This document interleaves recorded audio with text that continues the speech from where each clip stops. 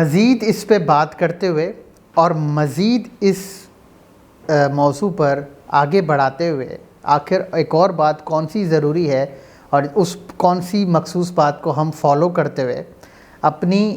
खुद की शख्सियत में ये सलाहियत पैदा कर सकते हैं कि हम खुद को बेहतर और पुरवकार अंदाज में दूसरों को अपनी बात पहुंचा सकें। तो वो बात है कि हम अपनी जो हमारी जो एहसासात हैं और जो हमारे अंदर की शख्सियत की जो फीलिंग्स हैं, जो हम महसूस करते हैं, जो हमारी महसूसियात हैं, फिर चाहे वो मुनफी हों या पॉजिटिव हों, फिर चाहे वो अच्छी हों या बुरी हों, हमें इस चीज़ को समझने की कोशिश करनी चाहिए कि हम अपनी फीलिंग्स को अच्छे अंदाज में पेश कर सकें और आगे फॉरवर्ड कर सकें। अगर हम अपनी फीलिंग्स को अच्छे और मुस्तहकम अंदाज में फॉरवर्ड नहीं कर सकेंगे और सुनने वाले पे ये असर जाएगा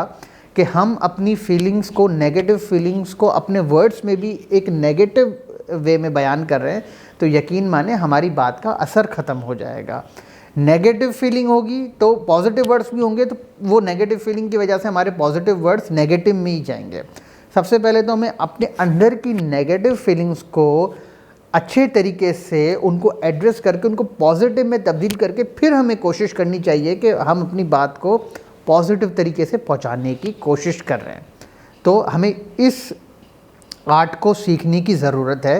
कि अपनी नेगेटिव फीलिंग्स को पॉजिटिव आखिर किस तरीके से किया जा सकता है। ये हमारे लिए मज़ीद आसानी पैदा कर सकता है और यकीन जाने कर भी लेगा लोगों से बेहतर और मुस्बत अंदाज में अपनी बात करना और पहुंचाना। तो आए सीखते हैं और इस चीज़ पे आमादा हो जाते हैं और इरादा कर लेते हैं